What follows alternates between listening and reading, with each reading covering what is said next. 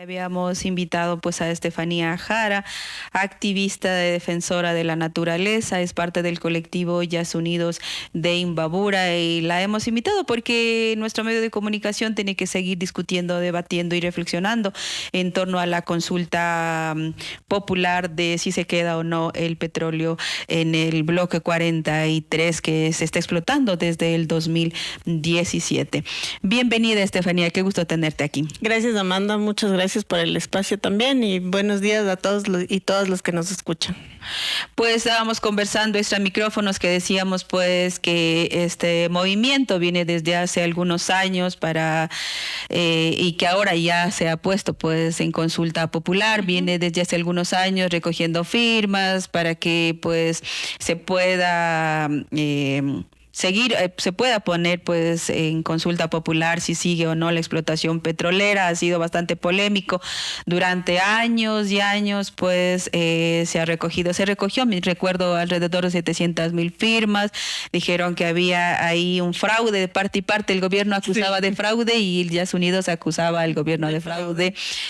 Pues igual también en torno a en torno al Yasuní, también en esa época el presidente Rafael Correa hizo una campaña que se llamó la iniciativa del ITZ, del Yasuní, para que haya esta responsabilidad mundial y recuperar recursos para que se siga manteniendo el petróleo bajo tierra. Sin embargo, pues no tuvo apoyo a nivel mundial, no hubo esa responsabilidad de los países más grandes del mundo, y en el 2017 prácticamente se habló de que se debería hacer la explotación en el bloque 43. Y ahora estamos que el 20 de agosto se va a realizar la consulta popular.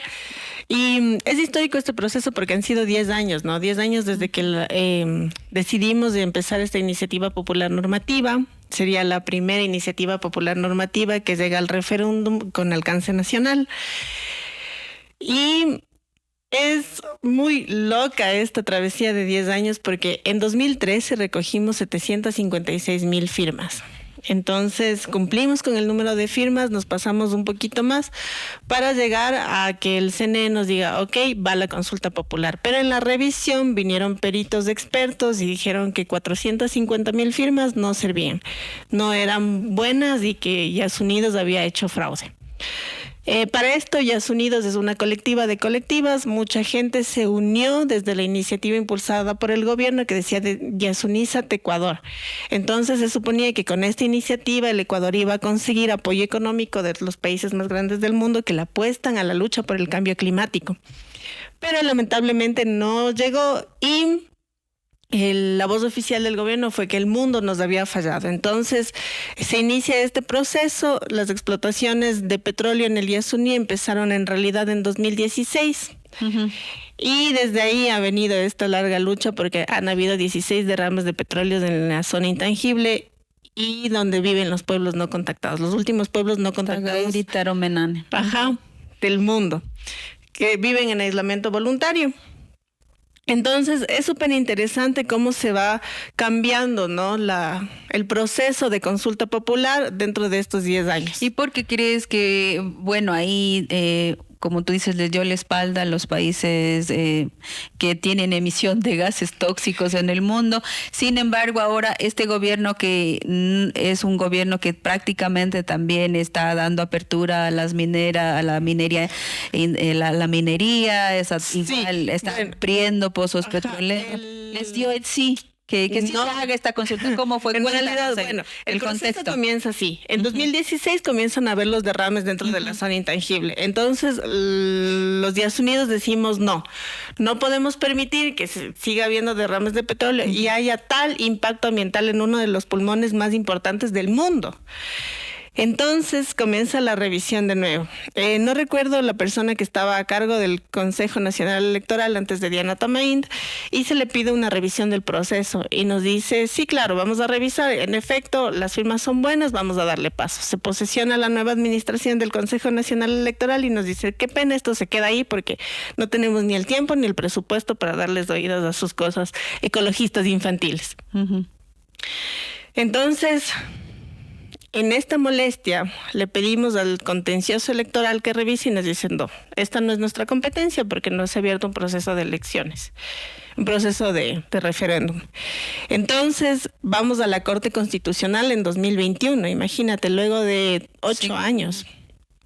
Vamos a la Corte Constitucional y esperábamos una respuesta inmediata, porque los temas de derechos en el país deben ser tratados de inmediato. Entonces esperamos hasta más o menos febrero de 2023 que la Corte se pronuncia. Llega marzo, la Corte se pronuncia y nos da audiencia. Llega marzo, la fecha de la audiencia, y dice sí, qué pena, aquí se han vulnerado derechos, siga con su consulta Díaz Unidos. Damos la muerte cruzada, vivimos el proceso de muerte cruzada con el gobierno y el Consejo Nacional Electoral pide una autorización al contencioso administrativo de que nos dejen hacer las elecciones, la consulta popular en las elecciones anticipadas de 2023 y nos dicen, bueno, pero el tiempo de campaña es demasiado corto. Es cortísimo. Vamos a ahorrarles recursos al Estado y vamos a hacer todo ahí mismo. Lo que es súper interesante y bueno hasta cierto punto, porque vamos a elegirlo ya, es inmediato, no tenemos un proceso de más tiempo donde se va a ver más afectada la zona intangible. El problema es que quiénes van a votar, qué va a votar y no sabes, está desinformado. Entonces, la pregunta se junta con la consulta popular también del Chocó Andino, en la que se prohíbe actividades mineras en el Chocó Andino, que es una reserva natural donde hay osos de anteojos, donde hay osos perezosos, un montón de animales preciosos. De fauna y flora. Ajá. Entonces, bueno, se junta y es histórico porque el Ecuador sería el primer país en el mundo en apostarle a la lucha contra el cambio climático por una iniciativa ciudadana. Y eso es histórico para la participación ciudadana incluso de Latinoamérica, porque la ventaja de la Constitución del 2008 es que ciudadanos comunes y corrientes, como cualquiera, como yo, como mi mamá, como mi papá, pueden proponerle esta nueva ley al país. Entonces, ese es más o menos el proceso. Ahora, es interesante porque dicen que la explotación al Yasuní nos va a representar un montón de millones mensuales. De pérdida también, ¿no? Claro, y si dejamos de explotar, también viene una pérdida.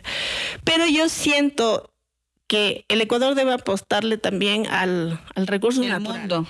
Exacto, el mundo debe apostarle al recurso natural. Y lo que me parece interesante es que a la par de que en esa época se decide explotar el Yasuní, el mismo gobierno a cargo le apuesta a un cambio de matriz productiva. Entonces es como que ¿a qué jugamos? Entonces sí, yo siento que se debe seguir esa misma línea, esa misma línea de cambio de matriz productiva, para que la gente comience a apostarle a otro tipo de energías, para que la gente comience a apostarle a otro tipo de fuentes de ingreso. Es como cuando nos quedamos... Pero eso lleva tiempo, Estefanía, no es tan fácil. O sea, te necesita un gobierno que considere esa postura que ustedes tienen. Exacto. Pero es bien simple, o sea, ¿qué quieres para 10 años? Se supone que el Yasuní nos da 1.200 millones en el año. Anualmente, pero ahí no se han tomado en cuenta los 700 millones de gastos de explotación. Entonces no son en realidad 1.200 millones, muchísimo menos la cantidad. Y esto se puede ganar solamente las excepciones tributarias que se hicieron en el año 2022 llegan a 600 millones de dólares. Entonces como que... Pero las excepciones tributarias son para los sectores económicos privilegiados también. Exactamente. Me parece que son 4 familias las que en realidad se beneficiaron de esta cantidad. Y es como que, ¡ey! ¿Cómo le dejas el dinero a los que más tienen para que no pagues impuestos y tienes un problema de recorte de presupuestos en educación, en salud, etcétera, etcétera? Y a la par quieres explotar uno de los pulmones más importantes del mundo. Bueno, que se está explotando. Entonces, viendo el debate del gobierno y el discurso oficial, dicen, no, es que la industria petrolera le ha dado tanto a la Amazonía, le ha dado educación, le ha dado salud, y es como que también... Últimamente sí le ha dado prácticamente. Claro, pero es el reflejo también de un gobierno ausente, ¿no? ¿Por qué la empresa petrolera tiene que cubrir las cosas que le corresponden al gobierno, le corresponden al Estado como tal? Entonces no es que la empresa petrolera me da salud, quien me tiene que dar salud es el Ministerio de Salud, quien me tiene que dar educación es el Ministerio de Educación. Pero tienen que salir los recursos de algún lado. Y lo ideal sería que podamos vivir de los impuestos de los que más tienen, ¿no? y haya una verdadera redistribución de la riqueza, que es lo que hemos hablado desde que se aprobó Pero eso la depende de qué gobierno Constitución. está en el. Si es un gobierno neoliberal, de derecha, conservador, no lo va a hacer. Exacto.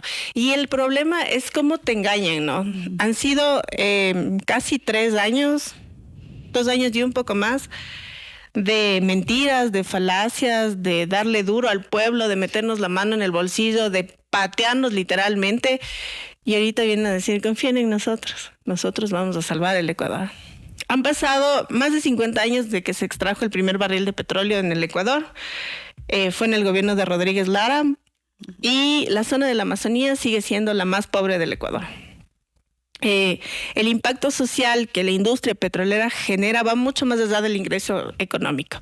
Se desarman familias. La Texaco mismo dejó haciendo todo un desastre. Exacto, que también fue el gobierno que impulsó la consulta para que se vaya Texaco del país. Entonces, ¿ustedes se han puesto a pensar como Yas Unidos o como colectivos conscientes, sensibles, sobre el giro que debe dar el mundo en torno al cambio climático? De decir, basta, vamos a poner un pare y vamos a hacer una política pública en nuestros territorios que han sido explotados, que han venido empresas internacionales. Es que no solo es que han venido empresas para hacer la explotación petrolera en el Ecuador, han venido empresas extranjeras, han dejado generando un impacto económico, un desastre ecológico, y después se van. Y ahora, bueno, está la empresa, la industria ecuatoriana que es Petroecuador, está explotando. Si bien esta industria sí explota el petróleo, o sea, obviamente la explotación petrolera nunca va a tener los estándares altísimos de que no tenga impacto. O sea, tiene que haber una transición, un cambio. Ustedes se han puesto a pensar cuáles serían los años de transición y qué política pública debe hacer un país para avanzar a conservar nuestra biodiversidad. Primero, aclarar que el Ecuador no tiene industria petrolera como tal, ¿no? Es una industria de extractivismo que importa todo lo que se necesita para seguir sacando el petróleo del subsuelo. Segundo, es interesante decirle sí a la consulta, díganle sí a la consulta del Yasuní, porque comienza un periodo de transición que justo coincide con el término de los contratos de los bloques 41 y 43. Entonces, en 2024 se acaba la concesión del bloque 41 y el Estado ecuatoriano tendría la obligación de no renovar. Entonces dicen que sí, el costo de retirar toda esa maquinaria es elevadísimo. Llegan a los 16 millones de dólares y el rubro más alto que se paga en este presupuesto es de las penalizaciones por las terminaciones de contrato. Pero coincide justo con el término del contrato de esas penalizaciones que hablan. Entonces es como que, o sea, no nos mientas. Capaz sí retirar. Un amigo que es más radical que yo decía, yo dejaría ahí que la naturaleza haga lo que tiene que hacer. Y es loco, ¿no? Como te encuentras todavía maquinaria botada de años que literalmente la naturaleza ocupó su espacio. Bueno, yo no lo haría, la verdad. Yo buscaría vender la maquinaria, no sé. Pero esto solamente en el transcurso de un año, ¿no? Se para toda explotación en el Yasuní y cerca, porque justo coincide con la terminación de los contratos. Así que no se dejen engañar, no pagaríamos tantas penalizaciones por terminar los contratos antes. Y luego, a 15 años, la regeneración de la biosfera, como lo han explicado los científicos, es tenaz. Dice que la población solamente de los delfines rosados podría duplicarse en 15 años. Recordemos que es una especie que se encuentra en el Yasuní, que está en peligro de extinción por los derrames petroleros. Entonces, somos el único país, bueno, no el único, los países amazónicos son los únicos que pueden disfrutar de esta especie increíble que son los delfines de río. Quizás han demostrado que tienen una capacidad increíble de adaptabilidad y de comunicación, se puede decir, con los humanos. Entonces ellos están súper pendientes y se nota el cambio de comportamiento cuando el río se contamina, por ejemplo. O sea, antes de que llegue el petróleo a expandirse, ya se da cuenta la gente que vive cerca por el cambio de comportamiento de los... Y hay un estudio de los impactos en estos 6 años desde que se empezó a explotar este bloque 43 en el Yasuní. Tú decías que ha habido 16 derrames hasta 2022. Tuvimos el derrame recién en Esmeraldas. Entonces, claro, vos dices Esmeraldas, que ya es una ciudad que no está tan cerca de la selva. No te acostumbras pues a ver una mancha de petróleo tan fea en el mar, y es en plena playa, en la playa urbana, como yo le digo, o sea, es donde la gente va de vacaciones. Entonces, más o menos hacíamos la comparación que seguir explotando el Yasuní es como poner una minera en Galápagos. ¿Sí te imaginas el impacto ambiental de eso? Entonces, claro, hablábamos de eso y es como, sí, obvio. A esto, Yasuní en Shuar significa el espacio sagrado. Uh-huh. Entonces, toda esa parte que es considerado un espacio sagrado por toda la biodiversidad y todo lo que se genera ahí, está siendo explotado. Estamos explotando un espacio sagrado. Un analista me decía que el Yasuní es como esta gran reserva que comparte territorio con Perú, y que también en la frontera de Perú están haciendo lo mismo que que el ITT, ¿no? Están explotando. Sí. Y si no lo explota Ecuador, lo explota Perú. Claro, eso es lo que nos dicen, ¿no? Pero primero es que no se ha demostrado que haya todavía la maquinaria que te pueda sacar el petróleo así en horizontal. Uh-huh.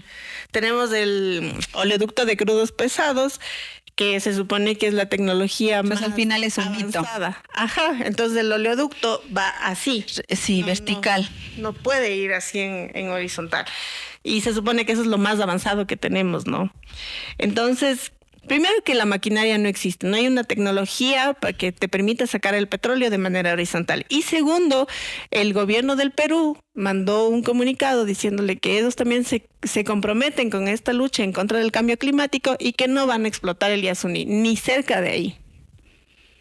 Entonces, por ejemplo, ¿cómo la gente crees que ha habido un debate dentro de los jóvenes, dentro de la ciudadanía sobre este tema? Porque la gente es como muy ausente tema. Yo he escuchado, no, es que es una clase privilegiada, la clase media, como tú dices, no infantil, entre comillas, es la que está discutiendo este tema. Sin embargo, ¿cómo en poco tiempo haber llegado a la población? Porque si es que se pierde esta consulta, sería como que se pierde una lucha de 10 años. No sé, ustedes no se sienten como que apresuraron el tema y no se dieron un espacio para informar, o era el momento para hacerlo, o nos dan la opción, hay que aprovechar. Sí, no podíamos decirle no podíamos decirle no, espérennos un ratito. Eso también le representaba muchísimos recursos al Estado. Uh-huh. Pero dentro de este proceso, lo más importante aquí es que la gente en la campaña nos ha apoyado un montón. Te cuento como anécdota, hemos estado empapelando la ciudad, lo que es muy loco porque yo les decía, ¿cómo vamos a empapelar la ciudad si estamos por una causa ambiental? Bueno, es lo que se tiene y con lo que contamos en este momento. Uh-huh. Lo que sí hicimos es con papel reciclado los flyers. Uh-huh. Pero bueno, entonces llegábamos a pegar los flyers en los pósters y vino la policía. ¿Y qué están haciendo? Ya, ¿por qué están poniendo? Los candidatos no tienen la autorización para pegar publicidad en los pósters. Y regresamos a ver, no, señor policía, estamos haciendo campaña por el Yasuní. Ah, por el Yasuní. Ah, está bien, pegue nomás. Entonces sí, lo que yo siento es que la gente está confundida con la pregunta, porque hace unos meses le hicimos campaña por el no, pues. Entonces, a ver. Que es el no, sí. Los mismos que me están diciendo que le digan no al gobierno hace unos meses me vienen a decir ahorita que le diga que sí. Entonces, ¿cómo es eso? Entonces la gente estaba confundida. Lo que se ha hecho es un trabajo de puerta a puerta explicando cómo va la pregunta. La pregunta dice, sí, ¿está usted de acuerdo que el gobierno ecuatoriano mantenga indefinidamente el petróleo del bloque 43, conocido como ITT, indefinidamente bajo el subsuelo, en el subsuelo? Bueno, la respuesta es la pregunta. La respuesta sí, la consigna es decirle sí al Yasuní esta vez, decirle no al gobierno, decirle sí al Choco Andino y vamos por más iniciativas populares normativas. Y en caso, por ejemplo, de que se pierda, ¿qué es lo que va a pasar? Os digo, ¿no? El peor escenario que podría ser. ¿Qué puede pasar? No tenemos el... Otra vez seguirían con la lucha de... Sí, yo siento que ustedes, ¿qué medición han hecho? ¿Han hecho una evaluación? Bueno, nuestras encuestas gana el sí por el 65%, ¿no? Uh-huh. En una muestra de 3,000 personas. Entonces yo siento que sí, está bien. Lo que me da un poco de miedo es que la gente cambie de parecer a último momento, que todo puede pasar en unas elecciones anticipadas y que nos diga que no. y ahí creo que nos hacemos pedazos porque no hemos considerado un proceso después del no. Y el plan de contingencia, por ejemplo, dices, gana el sí, ¿qué va a pasar con la maquinaria? ¿Qué va a pasar con este bloque? Gana el sí y el Ecuador tiene un año de transición donde se posesiona la Asamblea y era un reglamento de retiro de maquinaria y contratos y un año para crear política pública que respalde también esta decisión y también un año para hacer referencia mundial, ¿no? Porque yo siento que luego de ganar esta consulta en el Ecuador se va a sumar Latinoamérica, se va a sumar Norteamérica, se va a sumar Europa.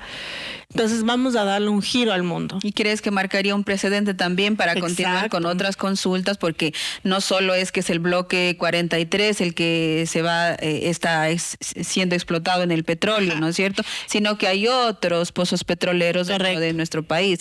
¿Han pensado en aquellos? Claro, ahí ya se nos adelantaron, verás, te cuento. Hay un grupo, hay una colectiva de jóvenes, son mujeres, son 7 mujeres que han sido respaldadas por el abogado Pablo Fajardo. Entonces, ellos hicieron un proceso en contra de la empresa petrolera que tiene prendidos los mecheros. Estas niñas son mujeres de entre los 16 y los 20 años de edad. Son mujeres, no niñas.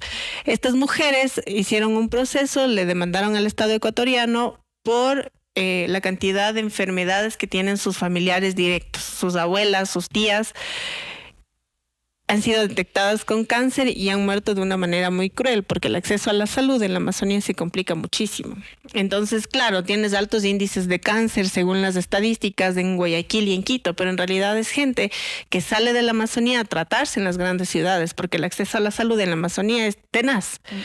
Entonces, estas guaguas hacen historia porque le ganan la demanda al Estado y la sala multicompetente de Orellana, le dice al Estado ecuatoriano, ok, tienen un año para pagar todos los mecheros y no permitir que se prendan más. Entonces hay una sentencia vigente que dice que obligadamente se tienen que apagar los mecheros. Sin embargo, desde ese momento, desde que ganaron la demanda de estas niñas, se prendieron 134 mecheros más.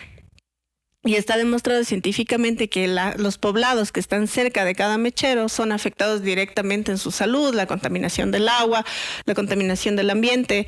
Entonces es tenaz, no es que nosotros estamos ahí siendo los pioneros. Los únicos. Ajá, ya hay una sentencia vigente que le dice ya, por favor, apaga ya esas cosas que tanto daño nos han hecho. Entonces, esa es la muestra más o menos de que la industria petrolera nos está quitando más de lo que nos da, ¿no? Porque si tienes tal impacto, si tienes tanta gente que se está muriendo por un proceso donde no se han tomado las medidas necesarias, porque tranquilamente puedes almacenar ese gas, es el gas que usamos en la cocina. Entonces incluso estamos perdiendo hasta plata, aparte de salud, si es que por ahí no les llega el mensaje al gobierno, estamos perdiendo plata. Hablaba Alberto Acosta que son más o menos 4.000 millones de dólares anuales que se va en gas licuado por los mecheros encendidos. Entonces ese gas se puede almacenar y sirve para la distribución, incluso hablando con el subsidio que ya tiene el gas licuado en el Ecuador. Ok, entonces agradecemos este debate, es apasionante. Hace algunos años pues empezó esta reflexión. Creo que es importante que las nuevas generaciones podrían activarse en torno a esta realidad y ya el 20 de agosto en los comicios pues tomarán, como tú dices, la primera decisión de sus vidas. Sí. Si sigue o no la explotación petrolera en el ITT, que es por primera vez que se hace una consulta en torno a este tema de explotación petrolera. Muchísimas gracias, Estefanía. Gracias, Amanda. Muchas gracias, Radio Medio Mundo.